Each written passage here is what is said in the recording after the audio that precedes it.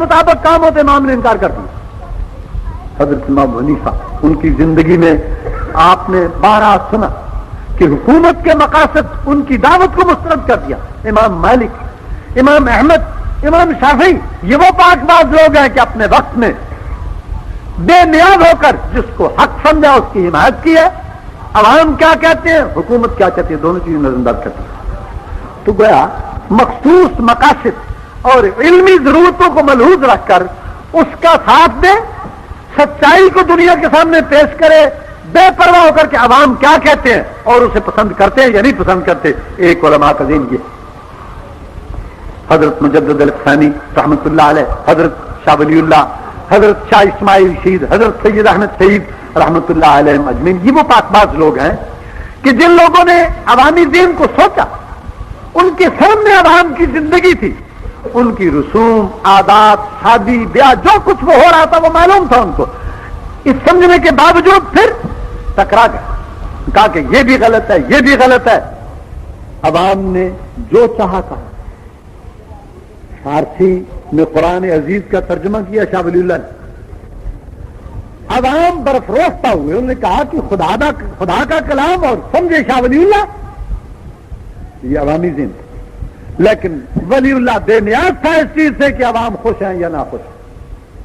انہوں نے جو کرنا تھا کیا اور بالکل اپنی قوت ایمان کے سہارے پر کیا. نہ دنیا سے نہ دنیا والے سے کوئی چیز طلب نہیں.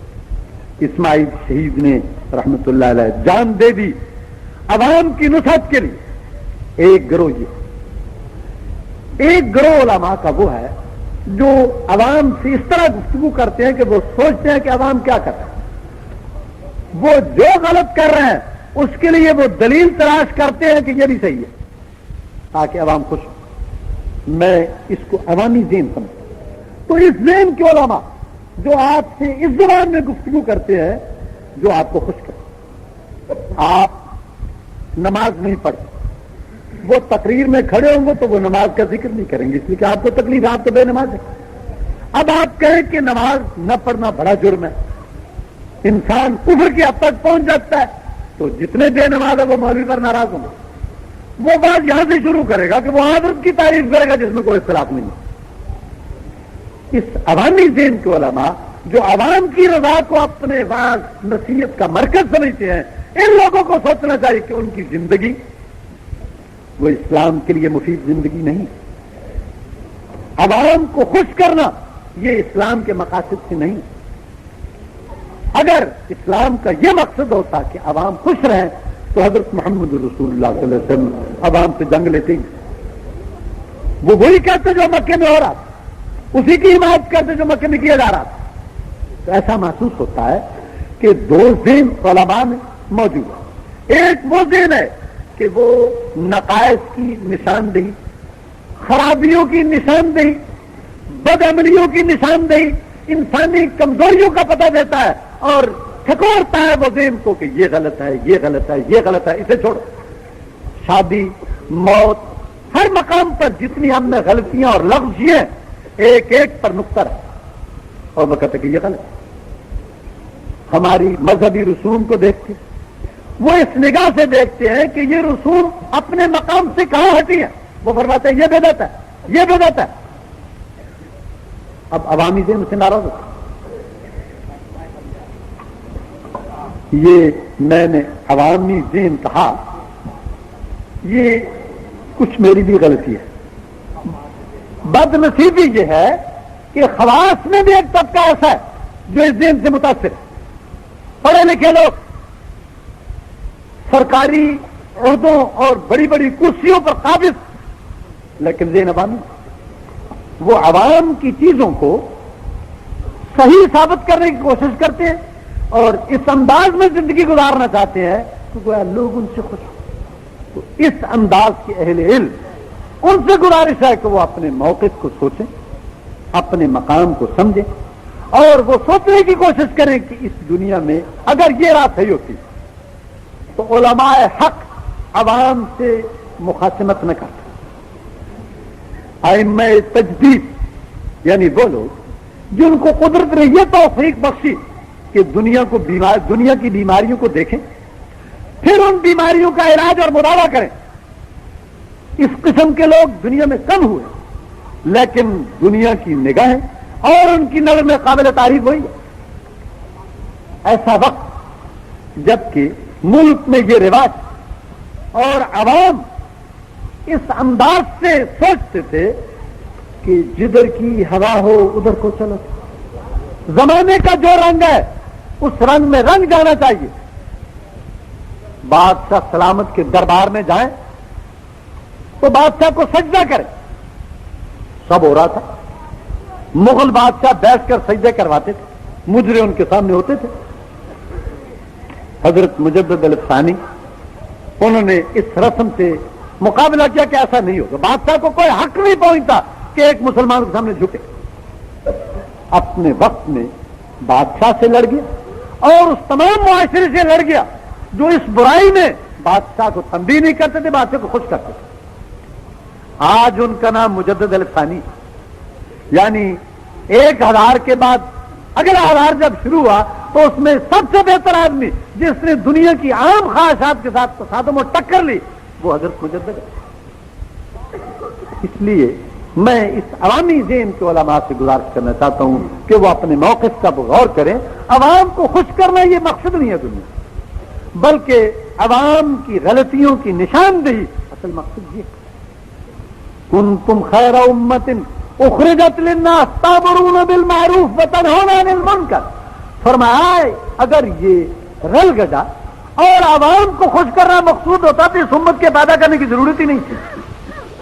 یہودی یہ کام کر رہے تھے, عیسائی یہ کام کر رہے تھے, مشرکین عرب یہ کر رہے تھے کہ جو لوگ کر رہے ہیں اس کے ساتھ ہو جاؤ. بت پرستی اسی لیے رائج ہوئی. حضرت مسیح کو خدا کا بیٹا کہنا اسی لیے رائج ہوا. عزیر کو ابن اللہ کہنے کی اسی لیے عادت پڑی کہ عوام اس کے ساتھ ٹکرانا نہیں چاہتے. جب لوگوں نے کہا تو علماء نے کہا ٹھیک ہے. فرمایا اب ضرورت محسوس ہے کنتم خیر امت اخرجت, ایک ایسی جماعت پیدا کی جائے جو امر بالمعروف اور نہی عن المنکر کرے. امر بالمعروف کا کیا معنی کہ عرف اور سچائی بھلائی کی تلقین دنیا کو کرے. اس کے لیے ایک جماعت موجود ہونی چاہیے. جب وہ دنیا میں دیکھے کہ اس وقت ضرورت ہے کہ لوگوں کی رہنمائی کی جائے نیک کاموں میں, وہ میدان میں اترے اور نیکی کی طرف رہنمائی کرے. تنہون عن المنکر, جب وہ دیکھے کہ دنیا بدی کی طرف جا رہی ہے تو برائی سے روکنے کے لیے کھڑے ہو جائیں اور اس وقت تک لوگوں کو نہیں چھوڑے جب تک کہ برائی کو مٹا دیں.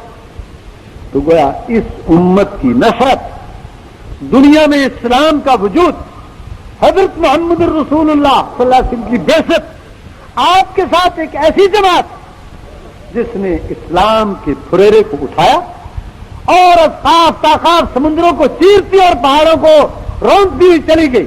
اس جماعت کے پیدا کرنے کی ضرورت کیا تھی؟ تأمرون بالمعروف وتنہون عن المنکر, جس کا دوسرا معنی عوام سے ٹکر, کہ جو لوگوں میں برائیاں ہیں ان برائیوں کا تلا خما اکھیڑ, جو نیکیاں ہیں ان کی طرف دعوت. یہ دو کام اگر امت نہیں کرتی تو اس کی ضرورت ہی نہیں. حضرت نے فرمایا صلی اللہ علیہ وسلم کہ سب سے پہلی چیز جو نیک عادات سے امت میں مفقود ہوگی, لوگ اسے چھوڑیں گے. فرمایا امر بالمعروف اور نہی عن المنکر. لوگ نیکی کا حکم چھوڑ دیں گے, برائی سے روکنا چھوڑ دیں گے. ذہن یہ ہوگا کہ میاں ہمیں کیا مصیبت ہے, عیسیٰ بدین خود, موسیٰ بدین خود, کوئی اپنی کرے, آپ کو کیا ایسے. عام ذہن ہے اس وقت دنیا میں, کچھ جو ہوتا سب ٹھیک ہے. یہ ذہن اسلامی ذہن نہیں.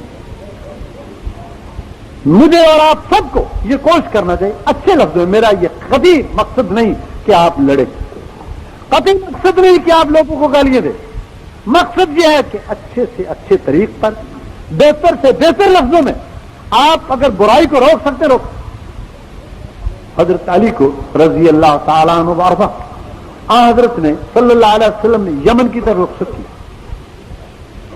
اور فرمایا کہ دیکھو علی تم جا رہے ہو, میرا یہ مقصد نہیں کہ تم وہاں سے سرخ اونٹ اور وہاں کا سونا اور دولت جمع کر کے لاؤ. اگر تیرے سبب سے ایک آدمی کو کلمہ حق معلوم ہو کہ ہدایت آ جائے, فرمایا مجھے اس سے پسند, بہت زیادہ پسند ہے کہ تم اونٹ اکٹھے کر کے نہیں بتلاؤ میرے پاس.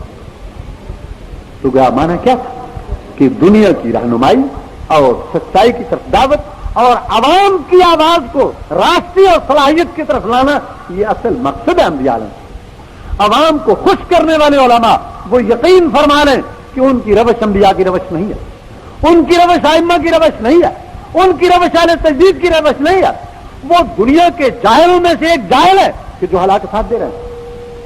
میرے یہ الفاظ سخت ہیں، لیکن میں سمجھتا ہوں کہ میں اس سے زیادہ بہتر لفظوں میں ان کی پوزیشن کو واضح نہیں کر سکتا کہ وہ جہلا کی طرح اپنے علم کو جہلا کے ساتھ ملا رہے ہیں۔ جہلا ایک بدعت کرتے ہیں، میں اس کے جواب کے دلائل کا تلاش کرتا ہوں کہ یہ ٹھیک ہے۔ جہلا ایک شرک کی بات کرتے ہیں، میں اس شرک کے جواز کے لیے دلائل تلاش کرتا ہوں۔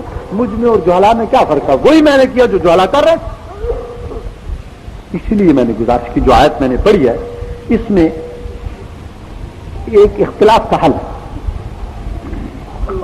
حضرت امام احمد رحمت اللہ علیہ، ان کے زمانے میں اعتقادی بدعات کا بڑا زور تھا، تو کسی نے ان سے عرض کیا کہ حضرت حق اور باطل میں، سچ اور جھوٹ میں امتیاز فرق کیسے؟ آپ بھی قرآن اور حدیث سے سناتے ہیں، جہمیہ اور معتزلہ اور وہ بھی قرآن اور حدیث پڑھتے ہیں۔ تو حضرت امام نے ایک فرق بتایا کہ الفرق بیننا و بینہم یوم الصلح۔ فرمایا جنازے کے دن آپ کو فرق معلوم ہوگا کہ ان کی موت پر لوگ ہنسیں گے اور ایک اہل سنت اور امام حدیث کی موت پر لوگ روئیں گے، وہ سامنے نہیں ہوگا، لوگ اس پر افسوس کریں گے۔ یہ بھی ایک راہ ہے۔ واقعی ایسا ہے کہ بادشاہ مرتا ہے، لوگ ہنستے ہیں۔ امام احمد کا انتقال ہوتا ہے تو یہودیوں کے گھر میں ماتم کی سب بیچتی ہے کہ ایک آدمی ختم ہوتا ہے۔ یہ بھی ایک فرق ہے۔ ایک یہ بھی فرق ہے، جیسے میں گزارش کر رہا ہوں کہ من احسن قولا ممن دعا الی اللہ، کہ آپ مختلف گروہوں میں جب قرآن تقسیم ہو چکا ہو، سب قرآن پڑھ رہے ہوں، سب حدیث سے بیان کریں، تو آپ میں الجھن پیدا ہوگی کہ کون سچ ہے۔ اس میں ایک صورت تصفیہ یہ بھی بتائیے کہ دیکھو، اگر میں آپ کے سامنے کھڑا ہو کر اپنی دعوت دیتا ہوں کہ مجھے مانو، میری بیعت کرو، میری پیری اور مریدی کو چڑھاؤ، تو یہ اللہ کی طرف دعوت نہیں ہے۔ فرمایا من احسن قولا، دنیا میں سب سے بہترین وہ شخص ہے کہ دعا الی اللہ، وہ ذات کے لیے نہیں اللہ کے لیے دعوت دیتا ہے، وہ دنیا کو خدا کی طرف بلاتا ہے، اس کا اپنا کوئی مقصد اس میں نہیں۔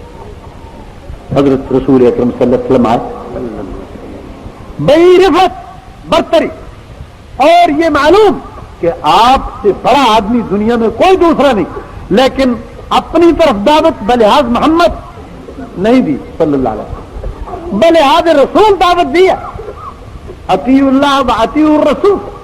فرمایا الرسول کے اطاعت کرو، جس کا معنی کیا ہے کہ میرے پاس وہ پیغام ہے جو مجھے آسمان سے خدا نے دیا۔ یہی سبب ہے کہ ہم نے حضرت محمد رسول اللہ صلی اللہ علیہ وسلم کو اور تمام اہل سنت نے ان کی ذات کے لحاظ سے، ان کے جسم کے لحاظ سے قبول نہیں کیا، ہم نے حضرت کو ان کی رسالت کے لحاظ سے قبول کیا ہے کہ جو کچھ فرماتے ہیں یہ خدا کا فرمان ہے۔ اس لیے ہم نے جہاں خدا کے براہ راست فرمان قرآن کو قبول کیا، ٹھیک اسی طرح اس پیغام کو جو سنت کی صورت میں حضرت محمد رسول اللہ قرآن کی تشریح ملا اسی نے قبول کیا۔ ہم نے جس طرح قرآن کی انکار کو کفر سمجھا، حضرت محمد رسول اللہ کی سنت کے انکار کو کفر سمجھا، اس لیے کوئی بحثیت رسول ہے، بحثیت محمد وہ پیغام ہی نہیں ہے۔ تو حضرت کی دعوت اطیعوا اللہ و اطیعوا الرسول واولی الامر منکم فإن تنازعتم فی شیء فردوہ الی اللہ والرسول۔ فرمایا کہ اللہ کی اطاعت اور الرسول کی اطاعت، اور الرسول کے ماننے والے اولی الامر منکم، تم میں سے مسلمان بادشاہ ان کی اطاعت، فإن تنازعتم فی شیء، اگر تم میں اور بادشاہ سلامت میں اختلاف ہے، حکومت وقت اور رعایا میں کوئی اختلاف ہے، فرمایا دونوں مسلمان اور ردو الی اللہ والرسول، محمد رسول اللہ کی خدمت میں حاضر ہو کر پوچھو کہ حضرت حکم کیا۔ تو اس کا یہ معنی ہے کہ قرآن اور اس کے ساتھ سنت، یعنی حضرت کا فرمان وہ بحثیت الرسول ہے۔ اس لیے قرآن نے ایک مقام پر نہیں، کئی جگہ الرسول کی اطاعت کو فرض قرار دیا، اور الرسول کی اطاعت، یہی میں سمجھتا ہوں کہ مسلک اہل حدیث اور ائمہ سنت کے اعتقادات کی اساس اور بنیاد ہے. تو من احسن قولا ممن دعا الی اللہ، گویا آن صلی اللہ علیہ وسلم نے اللہ کی طرف دعوت دی اور یہی اصل دعوت ہے. اب ایک بزرگ آتے ہیں، وہ تقریر کرنے کے بعد آپ سے مطالبہ کرتے کہ میری بیعت کر. آپ کو ایک معیار ہاتھ میں آ گیا کہ یہ اپنے لیے کہہ رہے ہیں، دعا الی اللہ نہیں ہے. اس پر اس معنی سے غور کیجیے. ایک طبیب اپنی دکان پر بیٹھتا ہے، وہ آپ کو دعوت دیتا ہے کہ میری طرف آ. اس کا مقام بحثیت الرسول نہیں، بحثیت طبیب ہے کہ آپ علاج کے لیے اس کے پاس جاتے ہیں. ایک انجینئر وہ اپنے فن کی طرف آپ کو دعوت دیتا ہے. یہ اپنی مقصود، میرا یہ مقصد نہیں کہ یہ باتیں غلط ہیں، اپنے حد تک وہ ٹھیک ہے. وہ طب کے لیے، وہ اپنے کاروبار کے لیے، ہر دکاندار اپنی دکان کی دعوت دیتا ہے. لیکن احسن قولا، جس کو قرآن فرماتے کہ سب سے بہتر چیز اچھی بات، وہ دعوت الی اللہ. تو میں سمجھتا ہوں کہ مختلف گروہوں اور فرقوں میں دیکھیں، جہاں پر شخصی دعوتیں اپنے مقاصد کے لیے ہوں، آپ ان پر اس معنی سے سوچیں آپ کو وہ پسند آئے قبول کریں، نہ آئے نہ قبول کریں. لیکن ایک معیار کی چیز جو ہے، سچائی اس جماعت میں ہوگی کہ من دعا الی اللہ، کہ وہ اللہ کی طرف دعوت. وعمل صالحا، ان کی زندگی میں عمل صالح موجود. وقال اننی من المسلمین، اور فرمایا خدا کے سامنے تسلیم اور انقیاد اس کو اپنا شیوا بنائے کہ خدا کے احکام کو وہ قبول کرے. یہ دنیا میں احسن قولا، سب سے بہترین قول اس شخص کا ہے. اب محترم میں گزارش کروں، اس خلفشار اور اختلاف کی زندگی میں جو اس وقت دنیا میں موجود ہے، اس مشکل میں جس میں میں اور آپ مبتلا، اس جماعتی اور حزبی بحث میں جو دنیا میں موجود ہے، وہابی، حنفی، چکرالوی، دیوبندی، کتنے نام ہیں جن پر مختلف جماعتیں دعوت دے رہی. تو میں سمجھتا ہوں کہ اس معنی سے آپ ہر جماعت پر غور کریں اور اس انداز سے سوچیں کہ من احسن قولا ممن دعا الی اللہ، کہ ان سب میں سے اساسی اور بنیادی طور پر خدا کی طرف دعوت کون دے. اس لحاظ سے میں گزارش کروں کہ دنیا میں ہمیشہ ہی لوگوں نے حق کی دعوت دی، اور حضرت کا ارشاد کہ لا یزال طائفۃ من الناس ظاہرین علی الحق لا یضرهم من خذلهم، حضرت کا ارشاد گرامی ہے. فرمایا ایسی جماعت دنیا میں ہمیشہ رہے گی، یہ ناپید نہیں ہو سکتی کہ جو کیا کریں گے. فرمایا ظاہرین علی الحق، وہ سچائی کے غلبے کے ضامن ہیں. لا یضرهم من خذلهم، ان کو کوئی شخص ذلیل کرنا چاہے وہ ذلیل نہیں کر سکتا. ان کی عزت کو پامال کرنا یہ انسانوں کے لیے ناممکن ہے. اپنے وقت میں فرعون نے پوری کوشش کی کہ موسیٰ کی آواز دبے اور دنیا کی نگاہ میں موسیٰ گرے، لیکن آج فرعون، اس کی تاریخ، موسیٰ اور اس کی تاریخ علی نبینا علیہ الصلوۃ والسلام موجود ہے. آپ فرمائیں کہ نیک نام کون اور بدنام کون. نعرہ تکبیر. نمرود اور حضرت ابراہیم دونوں کی ایک دعوت ہے. وہ چاہتا ہے کہ دنیا میرا ساتھ دے، اور واقعی دنیا نمرود کے ساتھ. ابراہیم لڑ رہے ہیں ان سے، بہت تھوڑے قلیل آدمی ہیں، اپنے گھر کے آدمی ساتھ نہیں ہیں، لیکن ہے دعوت اللہ. ذات ابراہیم کے لیے کوئی دعوت نہیں، اللہ کے لیے دعوت ہے. وقت گزر گیا، نمرود بھی آپ کے سامنے نہیں، حضرت ابراہیم بھی آپ کے سامنے نہیں، علی نبینا علیہ الصلوۃ والسلام. آپ فرمائیں کہ نیک نام کون ہے اور بدنام کون. حضرت محمد الرسول اللہ صلی اللہ علیہ وسلم اور آپ کے مخالفین کی جماعت بے حد قوت، اتنی قوت کہ مجبور کیا کہ وطن ترک کر کے مدینے چلے جائیں. پھر مدینے میں نفاق نے آخر وقت تک تصادم اور ٹکر لیا. یعنی غزوہ تبوک سن 9 میں حضرت جاتے ہیں اس کے لیے، اور غزوہ تبوک میں جانے کے بعد مسجد ضرار مکہ مدینے میں بن گئی. تو اس کا معنی ہے کہ سن 10 میں تو حضرت خود رخصت ہوئے. تو گویا آخر سن 9 تک کفر کا تصادم رہا ہے حضرت محمد رسول اللہ صلی اللہ علیہ وسلم. لیکن ان کی دعوت کیا تھی؟ وہ اپنے لیے. حضرت کی دعوت کیا تھی؟ دعا الی اللہ. آج عبداللہ بن ابی جا چکے، ابو جہل جا چکے، ابو لہب جا چکے، حضرت محمد الرسول اللہ بھی ہمارے سامنے نہیں ہے. لیکن میں آپ سے پوچھتا ہوں کہ نیک نام کون ہے اور بدنام کون؟ من دعا الی اللہ، جس نے اللہ کے لیے دعوت دی وہ آج سرخرو اور نیک نام ہے. ہزاروں نہیں کروڑوں زبانیں اس کے لیے درود پڑتی ہیں اور کروڑوں زبانیں اس کے کلمہ توحید کو پڑھتی ہیں. یہ ایک فرق، وہاں دعوت شخصی تھی، یہاں دعوت اللہ کے لیے ہے. تو اس فرق میں اگر جماعتی تصادم میں آپ سوچنا چاہیں تو میرے نزدیک قرآن کا یہ ایک اصول ہے کہ ہر دعوت کو آپ دیکھیں. جہاں دعوت میں اپنی ذات کے لیے دے رہا ہوں، اسماعیل کے لیے، نکال دو، بیکار آدمی ہے، بات اللہ نہیں. اس ضمن میں محترم ان لوگوں نے جن کو کتاب و سنت سے شغف تھا، انہوں نے کیا کیا کہ دعوت اللہ کے لیے زمین کو ہموار کی. کیسے ہموار کیا حضرت؟ اب آپ سوچیں کہ جو کچھ مکے میں ہو رہا تھا اس وقت جب کہ حضرت محمد رسول اللہ صلی اللہ علیہ وسلم، وہ کیا تھا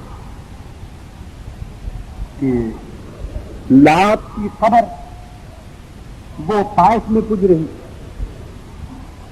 حبل اور بال کے بت خود حرم بیت اللہ میں پج رہے، انسان کی پرستش، جنوں کی پرستش، غیر اللہ سے ڈر، مخلوق کے سامنے سجدوں کا کرنا اور جھکنا، غیر اللہ کی عبادت، یہ موجود تھی.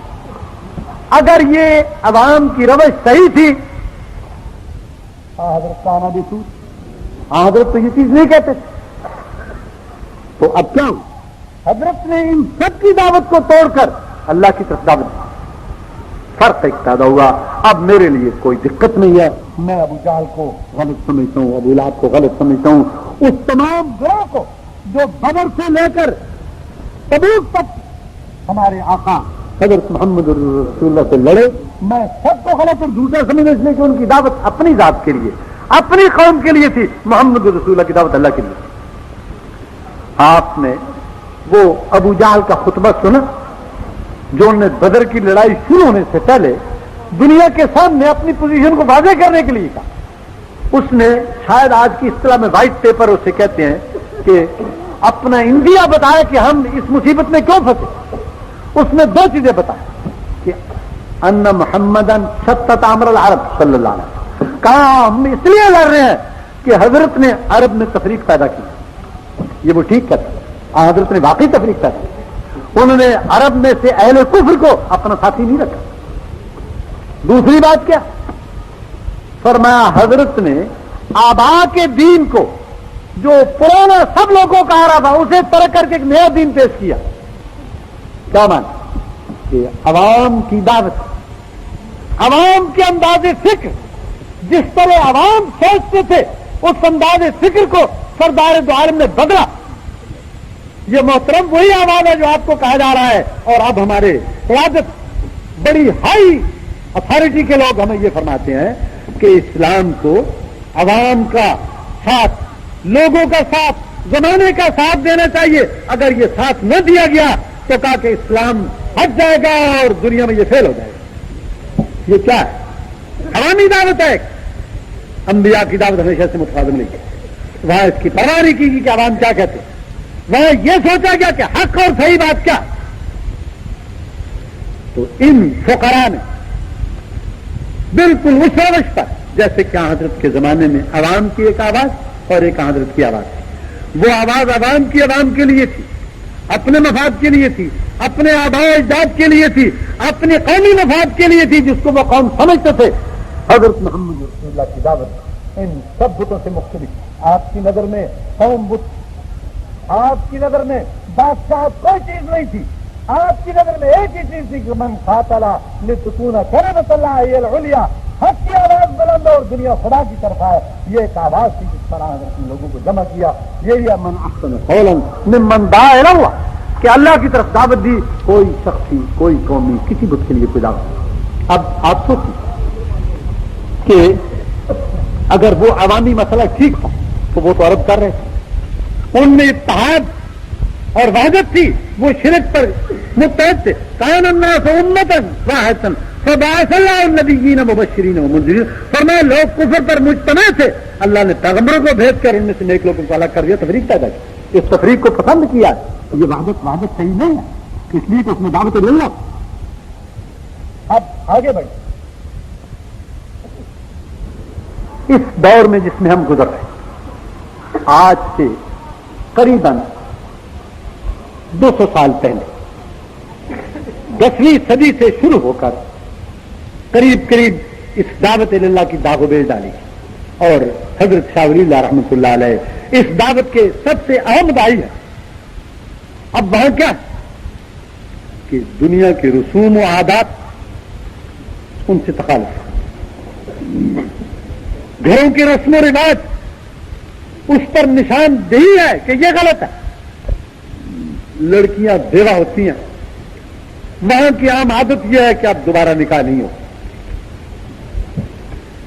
لیکن کچھ پاک باز لوگ ہیں کہ عوام کی روش کے خلاف وہ کہتے ہیں کہ نہیں، حضرت محمد رسول اللہ کی سنت یہ ہے کہ یہ ہونا چاہیے. لڑکیوں کے حالات پر رحم اور ان کی ضروریات، ان کی زندگی کا تقاضا یہ ہے کہ جب تک عمر اس چیز کا تقاضا کرتی ہے یہ تعلق قائم رہنا چاہیے.